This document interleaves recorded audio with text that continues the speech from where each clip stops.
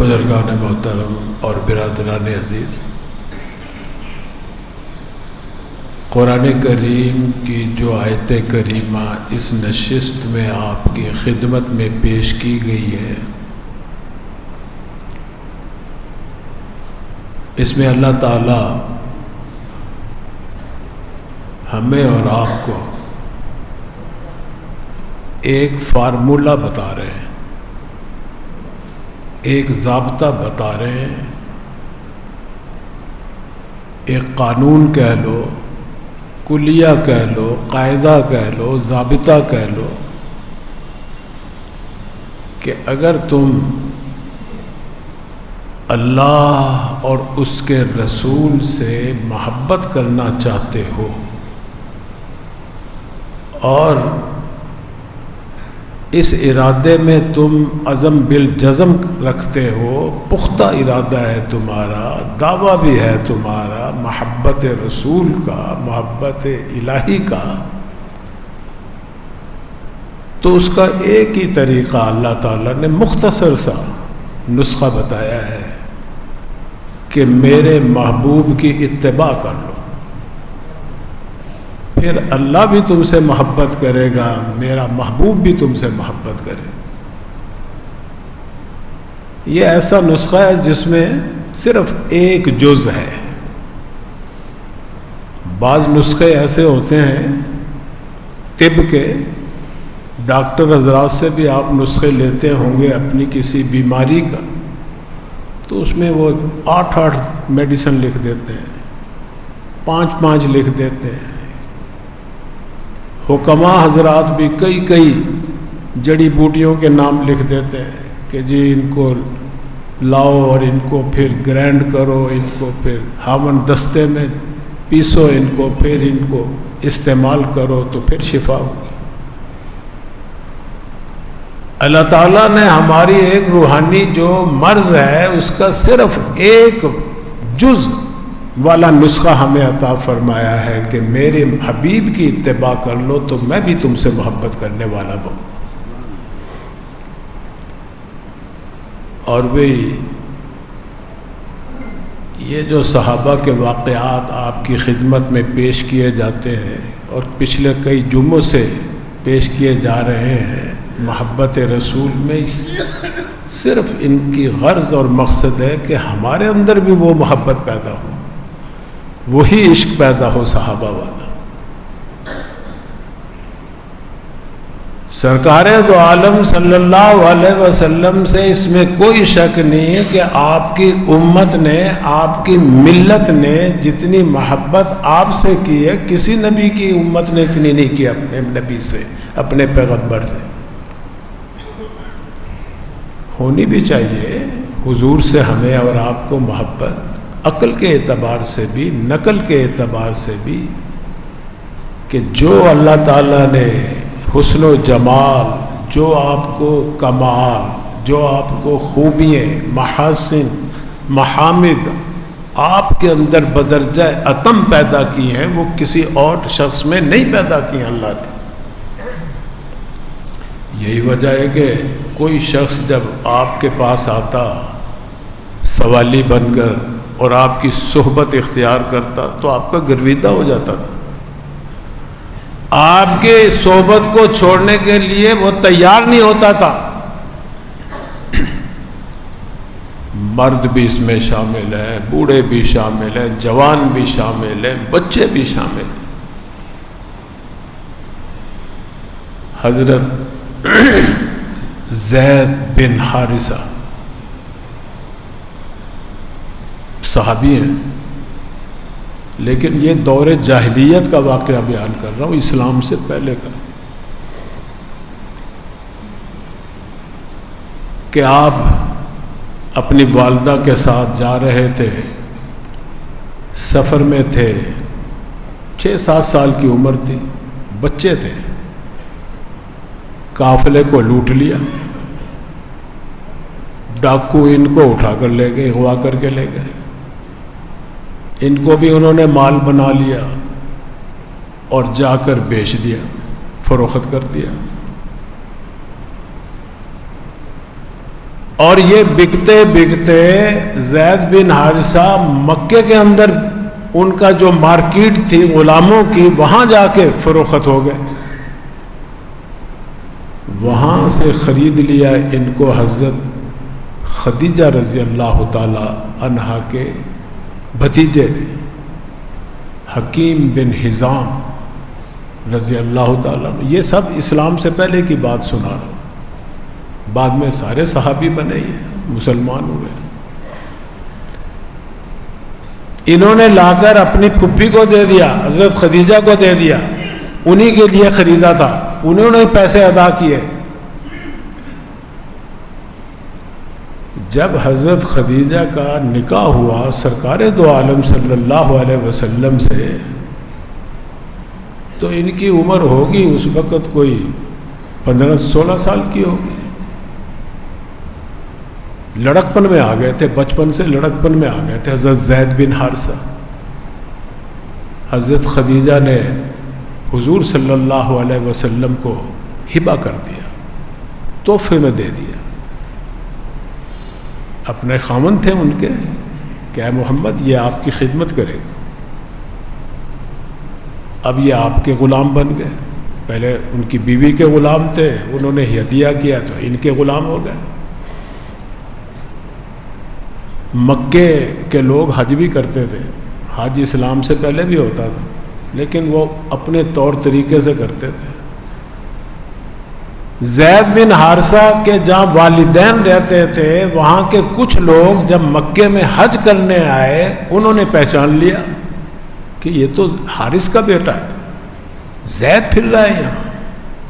اور اس کے ماں باپ تو رو رو کے اندھے ہو گئے.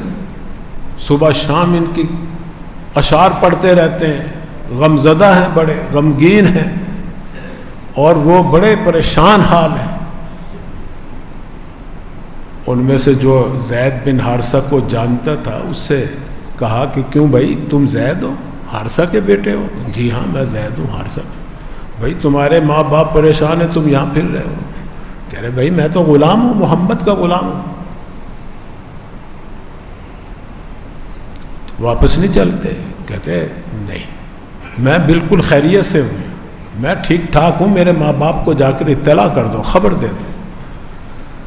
وہ قافلہ جب حج کر کے واپس گیا، انہوں نے جا کے اس کے ماں باپ کو جب بتلایا، وہ بڑے خوش ہوئے کہ چلو ہمارے بیٹے کی خبر تو آئی نا، اب تو ہم آزاد کروا لیں گے. وہ ایک وفد بن کے آیا مکے میں، ساتھ زید بن حارثہ کا باپ ہے، چچا ہے، بھائی ہے، اور بھی ہوں گے کوئی، اور بڑا مال لے کے آئے کہ پتہ نہیں کتنے میں فدیہ بنے گا، کتنے میں وہ ہمیں بیچ دیں گے، آزاد کریں گے اس کو. کون ہے بھائی؟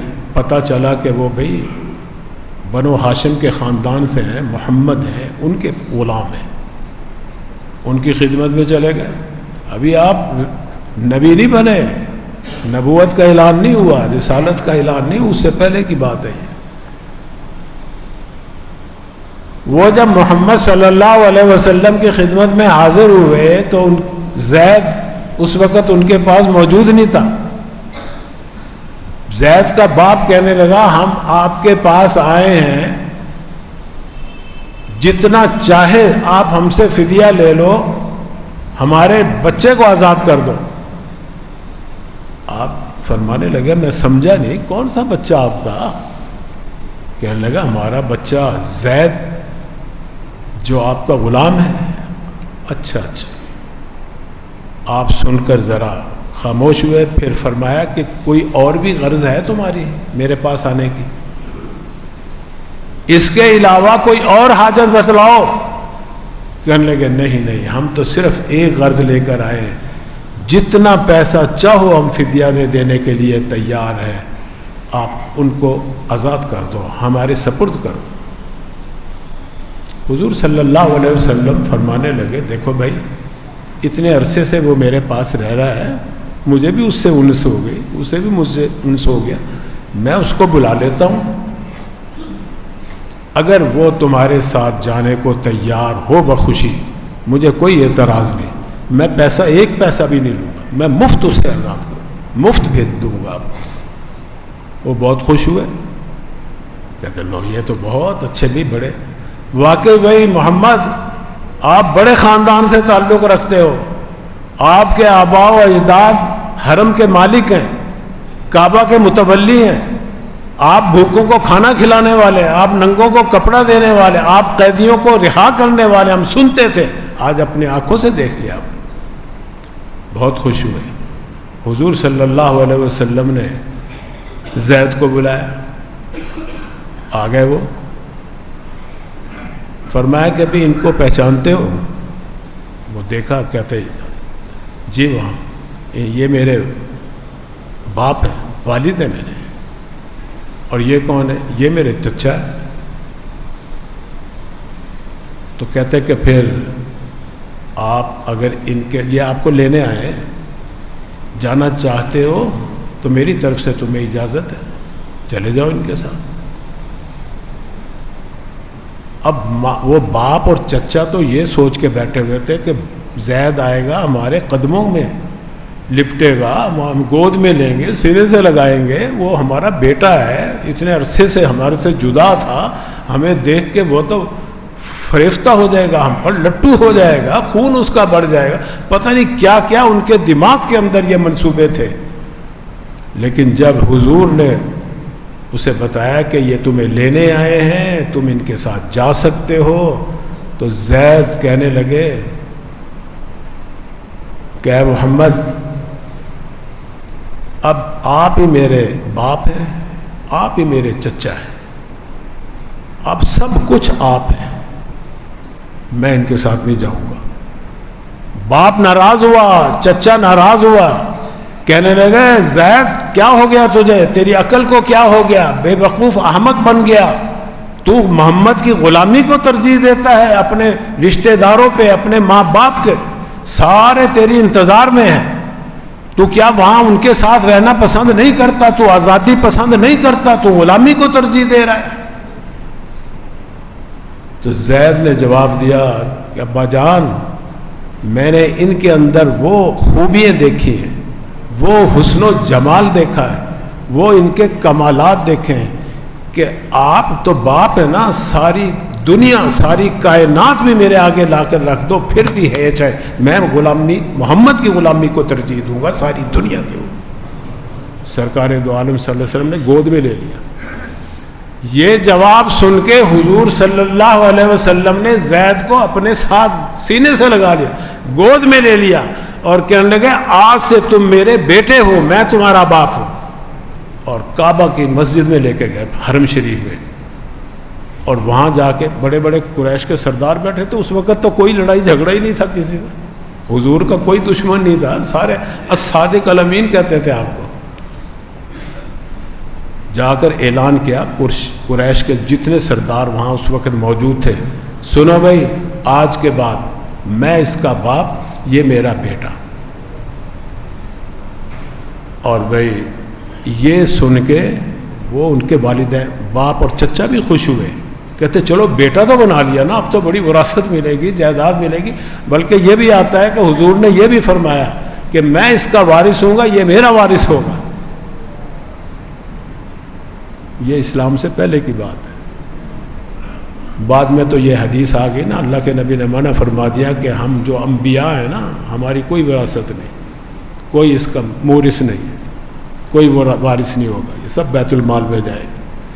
یہ ہے اسلام سے پہلے کہ میں اس کا وارث، یہ میرا وارث، میں اس کا باپ، یہ میرا بیٹا۔ اس دن کے بعد جب اعلان ہو گیا پورے مکے میں، سب کہنے لگے زید بن محمد، زید بن محمد۔ صحابہ بھی، اسلام نبوت آ گئی، اسلام آ گیا، پھر بھی آپ کو زید بن محمد کے نام سے ہی پکارتے رہے صحابہ بھی، کیونکہ دور جاہلیت میں اگر کسی کی اولاد نہ ہوتی یا ہوتی بھی، کسی کا بیٹا لے کے اس کو اپنا متبنی بنا لینا، لے پالک جس کو کہتے ہیں آپ، لڑکی لے لینا، کسی کی بیٹی بنا لینا، یہ چلا آ رہا تھا اسلام سے پہلے۔ اور اس وقت یہ نام بھی اسی کا رکھا جاتا تھا، وہی اصل باپ سمجھا جاتا تھا جو اپنی گود میں لے لیتا تھا۔ سب چیز کا وہی مالک ہوتا تھا. یہ تو پھر بعد میں جب اسلام آیا نا، اسلام کے اندر بھی کچھ عرصہ یہی چلتا رہا کہ جو اپنی گود میں لڑکا لڑکی لیتا تو وہ اپنا ہی اس کو بیٹا بیٹی ظاہر کرتا اور صلبی بیٹا بیٹی کی طرح ہوتا اور باپ کے خانے میں بھی اسی کا نام ہوتا. لیکن قرآن میں اللہ تعالیٰ نے پھر حکم دے دیا، جہاں اور بڑے جاہلیت کے احکامات کی اللہ نے اصلاح کی قرآن کریم کے اندر، وہاں یہ ایک بھی حکم آیا ہوا ہے کہ ادعوہم لآبائی، آج کے بعد اپنے لے پالک بیٹوں کا باپ کا وہی نام پکارنا جو اس کا صلبی باپ ہے، حقیقی باپ ہے. تم اپنے آپ کو باپ شور نہیں کر سکتے. تو آج مسئلہ لوگ پوچھتے ہیں، لے لیتے ہیں، لے پالک لینا آج بھی جائز ہے، کسی کو بیٹا بنا لینا بیٹی بنا لینا اپنا آج بھی جائز ہے. لیکن بھائی یاد رکھیے اب اللہ کا حکم یہی ہے، انصاف کا تقاضا بھی یہی ہے. اللہ تعالیٰ کہتے ہیں جو میں نے حکم دیا ہے نا یہ انصاف کے زیادہ قریب ہے. وہ اس میں بد انصافی ہے، بے انصافی ہے اس میں کہ باپ کوئی ہو اور نسب کسی کے ساتھ مقرر کر دو. تو آج اگر کوئی لے پالک بیٹا لیتا ہے تو اس کے خانے میں، باپ کے خانے میں اپنی ولدیت نہیں لکھوا سکتا، حرام ہے، ناجائز ہے، بہت وعیدیں آئی ہیں، گناہ ہے. ہاں سرپرست کے خانے میں لکھوا دیں آپ اپنا نام. تو میں عرض یہ کر رہا تھا کہ جب قرآن کریم کی یہ آیت نازل ہوئی تو پھر صحابہ نے زید بن محمد کہنا چھوڑ دیا. دیکھو وہ تو حضور صلی اللہ علیہ وسلم کے عاشق تھے نا، سچے، قرآن کے بھی، اللہ کے بھی، حدیث کے بھی، جو کوئی حکم آتا فوراً عمل کرتے تھے. پھر زید بن حارثہ، زید بن حارثہ، زید بن حارثہ، قیامت تک اب زید بن حارثہ کے نام سے ہی بلایا جاتا ہے. اور ایک ان کی فضیلت، لیکن حضور صلی اللہ علیہ وسلم نے آخر وقت تک بیٹوں والا تعلق رکھا ان سے، وہی محبت. کسی جہاد پہ بھیجتے انہیں کمانڈر بنا کے بھیجتے تھے، اپنا جانشین انہیں کو چھوڑ کے جاتے تھے. بلکہ بعض علماء نے لکھا کہ اگر یہ زندہ ہوتے حضور صلی اللہ علیہ وسلم کی وفات تک تو پہلا خلیفہ بھی انہیں کو بنایا جاتا. اتنی محبت تھی سرکار کو ان کے ساتھ. اور یہ واحد صحابی ہیں زید بن حارثہ، حضور کے بیٹے، جن کا اللہ تعالیٰ نے قرآن کریم میں کھلم کھلا نام لیا زید، اور کسی صحابی کا نام نہیں ملے گا. بڑے سے بڑے جلیل القدر صحابی، خلفائے راشدین میں، عشرہ مبشرہ میں، بدری صحابہ میں، اور جتنے بھی صحابہ ہیں، کسی کا نام قرآن میں آپ کو نہیں ملے گا. صرف اور ملے گا تو زید کا نام ملے گا جو محمد کے بیٹے تھے. اب ان کو محمد کا بیٹا نہیں کہہ رہا، حارثہ کا بیٹا کہہ رہا. اور بھی ایک واقعہ ہے بڑا ان کا. تو بہرحال میں تو عرض یہ کر رہا تھا کہ یہ تھے ابھی لڑکے ہیں 15-16 سال کے ہوں گے کہ باپ آیا، چچا آیا، گھر والے آئے لینے، صاف انکار کر دیا کہ مجھے محمد کی غلامی منظور ہے، پوری دنیا ملا کے رکھ دو تو ہیج. تو عشق اور محبت کا تقاضا یہ ہے، صرف نام زبانی لسانی نہیں، کہ حضور سے جس چیز کی بھی نسبت ہے نا اس سے محبت ہو، اس سے عقیدت ہو، آپ کی ہر ادا پہ محبت، قربان ہو جائے بندہ. آج بعض لوگ ایسا کہہ دیتے ہیں، حالانکہ وہ نہیں کہنا چاہیے، یہ گستاخی ہے. جب ہم کوئی سنت کا ذکر کرتے نا، اچھا جی سنت ہی ہے نا جی، چلو کیا فرض تو نہیں ہے نا، فرض پہ عمل کر لو کافی ہے، فرض پڑھ لو کافی ہے. سنتوں کی کوئی، چلے جاؤ دکان پہ، گاہک انتظار کر رہے ہو، جمعہ میں کئی لوگ دعا سے ہی پہلے بھاگ جاتے ہیں. کوئی سنت ہی ہے نا جی. یاد رکھو، ایک تو ہے سنت نہ پڑھنا، سنت کا ترک کرنا، لیکن دل میں ہے کہ ابھی چلو سنت ہے، میں کمزور ہوں، کوتاہی ہو رہی ہے، میں کون سا جنید بغدادی ہوں، میں کون سا حسن بصری ہوں کہ میں ایک ایک چیز پہ عمل کروں. اللہ مجھے توفیق دے گا تو ٹھیک ہے. یہ کم درجے کا گناہ ہے کہ سنت چھوڑی. ایک ہے سنت کو حقارت سے تحقیر سے دیکھنا، سنت یہ ہے تو نا بھئی یہ تو دیکھو سنت کی نسبت کدھر ہے، وہ حضور کی طرف ہے، اللہ حکم دے رہے ہیں کہ ان کی اداؤں پہ عمل کرو، ان کی اتباع کرو، تو یہ نبی کی طرف بھی ہے سنت کا نسبت، اللہ کی طرف بھی ہے۔ اسی لیے حضرت عمر رضی اللہ تعالیٰ عنہ کا ایک واقعہ یاد آ گیا۔ حج کرنے گئے، جب حج کرنے گئے تو حجر اسود کے پاس جب پہنچے طواف کرنے کے لیے، اب بوسہ دینے لگے تھے، کھڑے ہو گئے، ہاتھ میں جو چیز بھی تھی اس کی طرف اشارہ کر کے کہنے لگے اللہ کی قسم کھا کر کہتا ہوں میں جانتا ہوں انکا حجر، کہ تو پتھر ہے،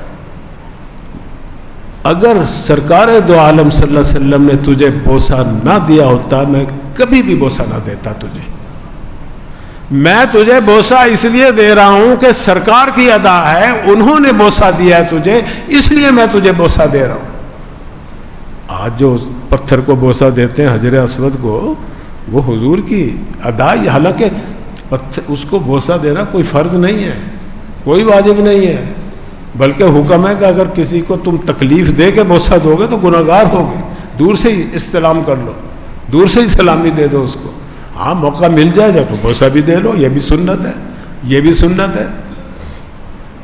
تو اب قیامت تک اس سنت پر مسلمان عمل کر لیں، قیامت تک عمل ہوتا رہے گا، جب موقع ملے گا بوسہ دیں گے۔ کسی نے صحیح کہا، فرمایا کہ میں چمن میں کیا گیا، میں چمن میں کیا گیا، سارا دبستان کھل گیا، میں چمن میں کیا گیا، سارا دبستان کھل گیا، اور بلبلیں سن کر میرے نالے غزل خواں ہو گئیں۔ تو یہ اللہ کی، جو اللہ کے نبی کی ادائیں ہیں نا، یہ اللہ ہی نے زندہ رکھی ہیں۔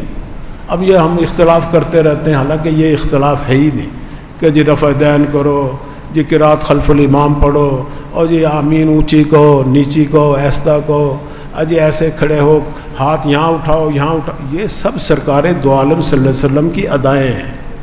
حضرت مولانا عبداللہ صاحب درخواستی رحمۃ اللہ علیہ، آپ نے نام سنا ہوگا، ہم نے تو زیارت بھی کی ان کی، بڑے اللہ کے بزرگ تھے، بڑے محدث تھے۔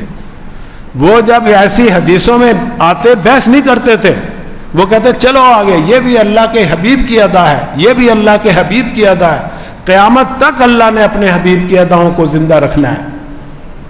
کوئی رفع دین سے نماز پڑھ رہا ہے، کوئی بغیر رفع دین کے، کوئی آمین اونچی کہتا ہے، کوئی نیچی، کوئی ہاتھ یہاں باندھ رہا ہے، کوئی ناف پہ باندھ رہا ہے، کوئی نیچے باندھ رہا ہے، کوئی اوپر کوئی ہاتھ چھوڑ کے پڑھ، سب اللہ کے نبی کی ادائیں ہیں۔ خواہ اللہ کے نبی نے بعد میں چھوڑ دی ہوں، لیکن آپ نے رسالت کے دور میں عمل تو کیا ہے نا، تو وہ ادائیں ساری حدیث کے اندر موجود ہیں۔ کوئی اس حدیث پہ عمل کر رہا ہے، کوئی اس لیے بحث مناظرہ کرنا ہی ٹھیک نہیں اللہ کے نبی کی اداؤں میں۔ دعا کیجیے اللہ تعالی ہمیں بھی عمل کی توفیق دے۔